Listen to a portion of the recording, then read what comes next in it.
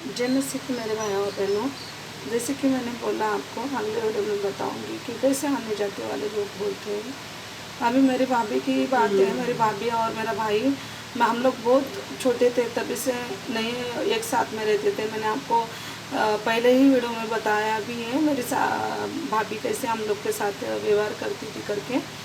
तो वही भाभी फिर मैं प्रभु में आने के बाद जो मुझे, मैं पहले जो चिड़चिड़ी थी तो प्रभु ने मुझे बदल दिया, मेरा स्वभाव बदल दिया मेरे में। और मतलब प्रेम तो मुझे सबका दया आता ही था, लेकिन मेरे में चिड़चिड़ापना बहुत था।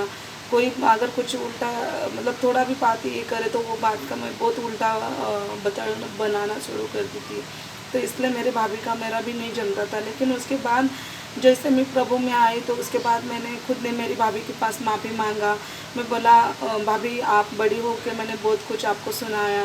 आने जाने लग गए, उनके घर पे भी हम जाने लगे, वो भी मेरे इधर आने लगी। मेरे भाई को बोले उन्हें अपनाया नहीं, वो बोले नहीं चाहिए मुझे पति करके। लेकिन मैं बोला ठीक है चलो, उनके बच्चे भी बड़े हो गए हैं, उनको भी अभी आना जाना रहेगा तो शादी वगैरह करना ये वो ऐसा करके। तो बेटी की शादी हो गई थी उसके पहले, जब वो हमसे ठीक से बात नहीं करती थी तभी। तो लेकिन उसको एक पोती भी हो गई है। तो ऐसा हुआ कि मेरे भाई का पेंसिल का पगार के लिए वो पत्नी की सही चाहिए थी। तो उसको वो बात के लिए मैंने मनाया, ठीक से बताया मैंने ऐसा ऐसा है, अगर मेरे भाई को कुछ हो जाए तो आपको ही काम पड़ेगा करके। वो आई फिर उल्लासनगर में, उधर मतलब जैसे कि बिरला कंपनी उधर है शाड़ में, तो उधर ही लेके आई मेरी भाभी को भी, मेरा भांजे को भी साथ में। तो पता नहीं प्रभु मेरे अंदर बात कर रहा था इतना कि तू अपनी भाभी को सुसमाचार बता करके उसकी जान को खतरा है। तो मैं मेरी भाभी को इतना जान की बाजी लगा लगा के मैंने थाना से लेके उधर तक पूरा परमेश्वर की ही बात, कैसी धरती बनी, कैसे क्या हुआ, कैसे इंसान आया, ये सब बातें उसको मैंने सुनाई। वो सुन भी रही थी ठीक से। लेकिन उसके बाद भी उधर से भी आने के टाइम ऐसे ही सेम मैंने बताया। और उसको मैंने बोला भाभी आप जल्द से जल्द प्रभु को पहचानो, आप बाइबल पढ़ना शुरू करो। पता नहीं मुझे क्यों ऐसा लग रहा है कि आगे चल के कुछ तो आपके साथ भी मेरे जैसा कुछ ये होने वाला है। ऐसा आप मेरे जैसे ये मत होने दो, जल्दी से अपनाओ। लेकिन मेरी भाभी हंसने लगी और बोलने लगी कि आप करते हो ना, आप भी हमारे परिवार का हिस्सा हो ना। मैं बोला ऐसा नहीं है भाभी, मैं खाना खाऊंगी तो आपका पेट भरेगा क्या? तो बोले नहीं नहीं ऐसा तो नहीं है, बराबर है, देखते हैं बोले, लेकिन आप करो हमारे लिए प्रार्थना, ऐसा बोली। लेकिन हुआ ऐसा कि जब मेरी भाभी की घटना हुई तब पता नहीं शैतान ने मेरे भी बहुत ये ले लिया था कि मैं गांव में जो प्रोडक्ट का करने लग गई थी। शैतान मुझे इधर उधर भटकाने लग गया था, स्थिर जगह पे नहीं थी मैं, बहुत गांव गांव जाने लग गई थी मैं वो प्रोडक्ट लेके सनिज कंपनी का। जैसे कि मेरे में भी बहुत लालच जाग गई थी, मैं बहुत पैसा कमाऊंगी, सबका कर्जा पेट दूंगी ऐसा करके।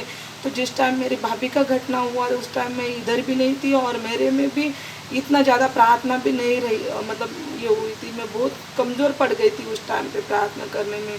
क्यों तो आने जाती लोग में ज़्यादा जाते आती थी, यही मेरे साथ हो गया। और उस टाइम में मेरी भाभी का अभी 1 साल हुआ है निधन होके। तो मतलब मेरे बताने का मतलब ये है, तो देखो अगर परमेश्वर का अगर वो अपना लेती तो ऐसा कभी होता नहीं शायद। लेकिन उसका पता नहीं अभी क्या था। लेकिन वो मेरे को खोजने लग गई थी, उसने परमेश्वर को नहीं खोजा, मेरे को खोजने लग गई थी। हमेशा मेरे बेटे को फ़ोन पे फ़ोन करती थी और बोलती थी आपकी मम्मी के पास फ़ोन दो।